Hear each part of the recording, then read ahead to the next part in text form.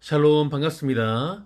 오늘 우리에게 주시는 하나님의 말씀은 욥기 28장 23절부터 28절까지 말씀입니다. 함께 읽겠습니다.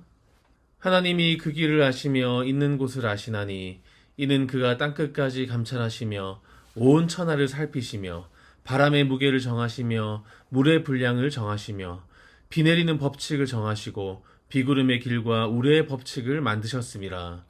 그때에 그가 보시고 선포하시며 굳게 세우시며 탐구하셨고 또 사람에게 말씀하셨도다. 보라, 주를 경외함이 지혜요 악을 떠남이 명철이니라. 아멘. 오늘 우리가 읽게 될 말씀의 범위는 욥기 25장부터 30장까지 말씀입니다. 욥과 친구들의 논쟁이 사실상 마무리되는 부분입니다.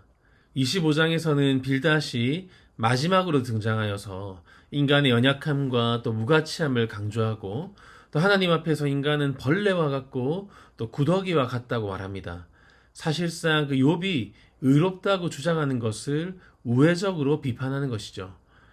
그러나 26장과 27장에서 욥은 친구들의 말이 전혀 위로가 되지 못한다고 지적합니다.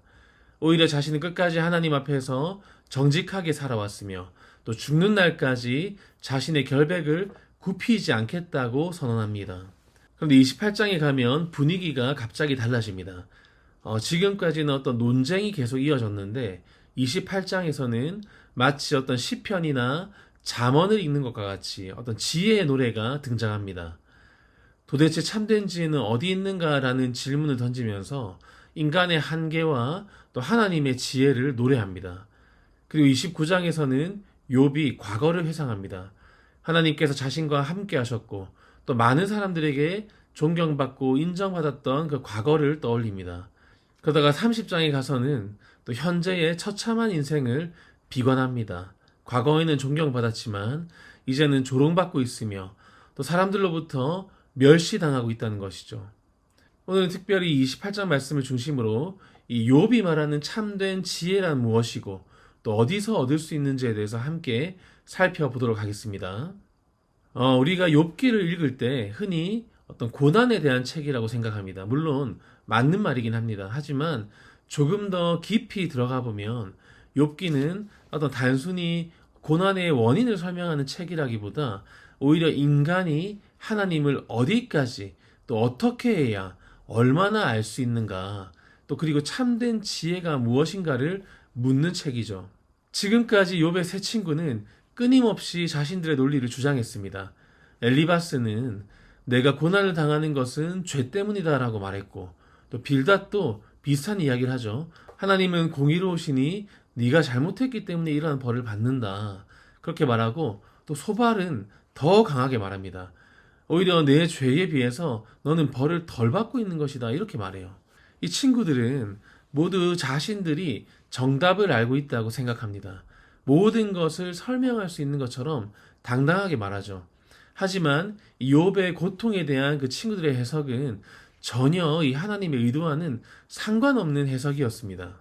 욥은 잘 아시겠지만 하나님을 경외하며 살았어요. 성경은 욥을 가리켜 온전하고 정직한 사람이라고 소개합니다. 그런데도 엄청난 고난을 겪는 거죠. 이 친구들의 논리로는 설명할 수 없는 현실이 눈앞에 펼쳐진 겁니다. 바로 이 시점에서 오늘 28장이 시작이 되고 우리에게 이렇게 질문합니다. 12절 함께 읽겠습니다. 그러나 지혜는 어디서 얻으며 명철이 있는 곳은 어디인고. 여기서 중요한 것은 지혜가 무엇인가라고 묻지 않았다는 거예요. 지혜가 어디에 있느냐라고 묻습니다. 왜 그렇겠습니까? 그 이유는 지혜는 정보가 아니기 때문이죠. 지혜는 단순한 어떤 지식의 축적이 아닙니다. 성경이 말하는 지혜는 하나님께서 세상을 다스리시는 방식과 질서를 이해하는 것이 지혜이고 쉽게 말해서 하나님 그 자체가 지혜이기 때문에 그 지혜의 근원이신 하나님을 어디서 만나야 하는가라고 물어야 지혜에 대한 제대로 된 질문이 될 수 있는 거죠.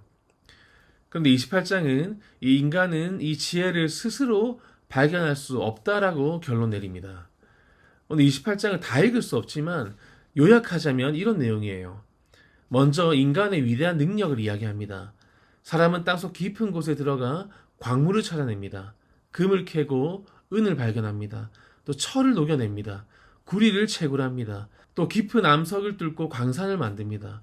또 독수리도 알지 못하는 길을 찾아냅니다. 사자도 가지 못하는 곳을 탐험한다고 말해요.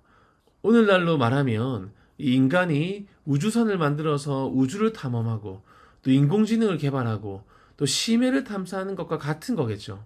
사실 인간은 참으로 놀라운 능력을 가진 존재인 것은 맞습니다. 그리고 인간은 엄청난 발전을 이루어냈죠. 하지만 성경은 말합니다. 그렇게 많은 것을 발견하는 인간이 정작 가장 중요한 것은 발견하지 못한다는 것입니다. 우리 20절 함께 읽겠습니다.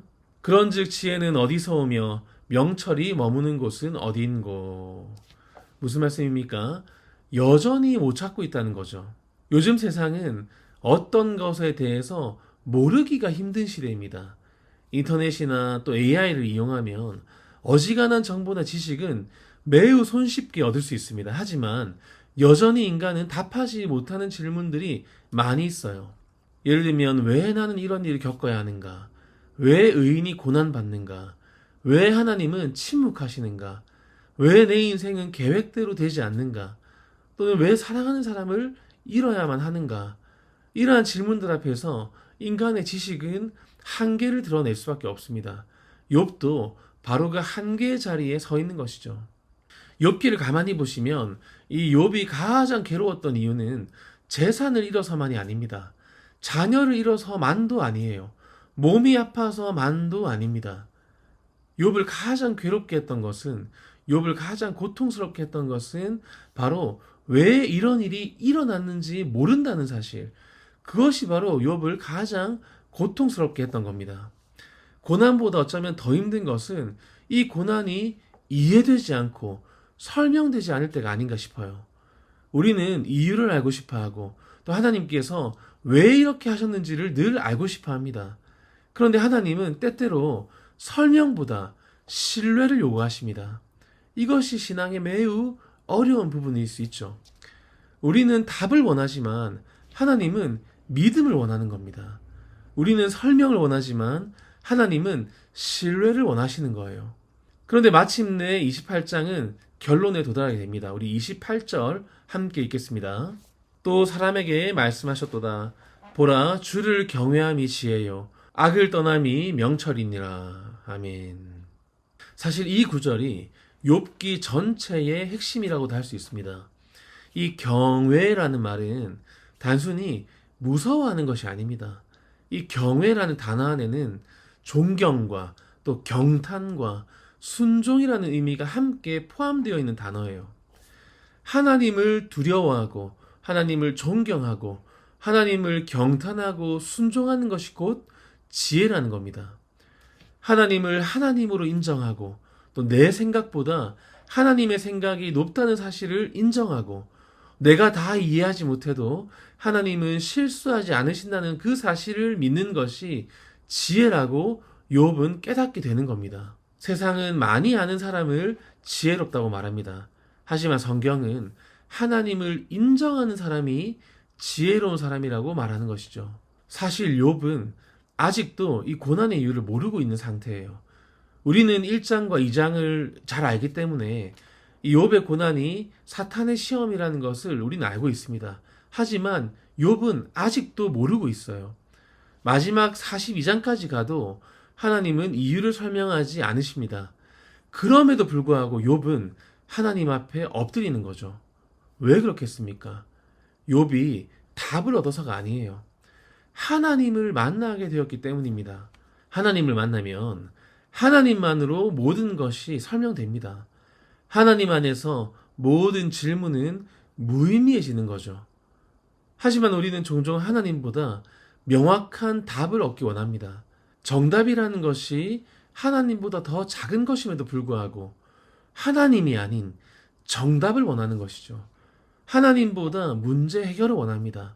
하지만 욥은 답을 얻기 위한 신앙이 아니라 하나님을 얻는 신앙을 붙들고 있음을 우리는 발견할 수 있는 것이죠. 우리 삶 가운데도 이해되지 않는 일들이 많이 있습니다. 기도했는데 응답되지 않는 일들, 또 열심히 살아왔는데 예상치 못한 어려움을 만날 때가 많이 있어요. 그때 우리는 이유를 찾으려고 합니다. 하지만 오늘 욥기는 우리에게 말합니다. 지혜는 답을 아는 것이 지혜가 아니라 하나님을 신뢰하는 것이 지혜라고 우리에게 알려줍니다. 설명되지 않는 현실 속에서도 하나님을 경외하라고 선포하고 있죠. 오늘 하루도 여전히 여러 질문들이 우리 인생 가운데 가득할지라도 세상의 어떤 질문보다도 크신 그 하나님을 우리가 묵상함으로 인생의 모든 문제와 고민과 질문들이 정말 한낱 티끌처럼 작아지는 놀라운 일을 경험하시기를 주님의 이름으로 간절히 소망합니다. 모든 것을 다 알지는 못한다 할지라도 완전하신 그 하나님을 신뢰하며 한 걸음 한 걸음 걸어가시는 저와 여러분 되시기를 주님의 이름으로 간절히 축복합니다. 아멘. 기도하겠습니다. 사랑이 많으신 하나님 아버지, 오늘도 욥기의 말씀을 통하여 참된 지혜가 무엇인지 깨닫게 하시니 감사를 올려드립니다. 우리는 늘 정답을 원하고 이유를 알고 싶어 하지만 모든 것을 이해하는 것이 지혜가 아니라 하나님을 경외하고 신뢰하는 것이 지혜임을 우리가 또 알게 되었습니다. 우리의 삶에 설명되지 않은 일들이 너무 많고 기도에도 응답이 더디게 느껴질 때가 너무 많습니다. 이해할 수 없는 고난과 문제들 앞에 서게 될 때도 너무나 많습니다. 그때마다 불평하거나 낙심하기보다 우리의 생각보다 크시고 우리의 문제보다 높으신 그 하나님만을 바라보게 하여 주시옵소서. 욥이 모든 답을 얻어서가 아니라 하나님을 만났기에 다시 일어설 수 있었던 것처럼 우리도 질문보다 더 큰 하나님을 바라보게 하시고 상황보다 주님을 신뢰하게 하여 주시옵소서. 이해되지 않는 현실 앞에서도 하나님을 경외하며 믿음으로 걸어가는 삶이 다 되게 하여 주시옵소서. 오늘 하루도 우리의 마음을 온전히 붙들어 주시고 하나님 안에서 참된 평안과 담대함을 누리게 하여 주시옵소서. 감사드리며 예수님 이름으로 간절히 기도드립니다. 아멘. 오늘 우리는 교회 교역자들과 선교사들 및 사역자들을 위하여 합심하여 기도하겠습니다. 모든 교역자들이 하나님의 부르심 앞에 온전한 순종과 섬김의 자세로 성도들을 양육하게 하시고 영적으로 늘 깨어 성령 충만한 충성된 종들이 되게 하시며 말씀을 연구하고 선포하는 사역에 전심전력하여 주의 진리를 온전히 전할 수 있도록 인도하여 주시옵소서. 계속해서 선교사 및 사역자들을 위하여 기도합니다. 선교사님들이 예수 그리스도의 지상명령을 가슴에 품고 영혼 구원의 뜨거운 열정으로 복음을 전하게 하시고 복음을 듣는 모든 자들이 참된 하나님을 만나 회개하고 돌이켜 구원의 은혜를 온전히 누리게 하여 주시옵소서. 또한 세워주신 모든 간사님들에게 성령의 기름을 부어주셔서 그들의 헌신과 섬김을 통해 교회의 모든 사역이 은혜롭게 세워지도록 인도하여 주시옵소서. 계속해서 육신의 아픔과 질병 가운데 있는 성도들을 긍휼히 여겨주시고 삶의 여러 문제와 경제적인 어려움 속에서 낙심하지 않도록 하나님께서 붙들어 달라고 기도해 주시고 우리 교회 다음 세대 위에 은혜를 더하여 주셔서 혼란한 시대 가운데 한국교회를 다시 일으키는 귀한 믿음의 일꾼들이 많이 배출되기를 간구하며 이 시간 합심하여 기도하도록 하겠습니다. 기도합니다.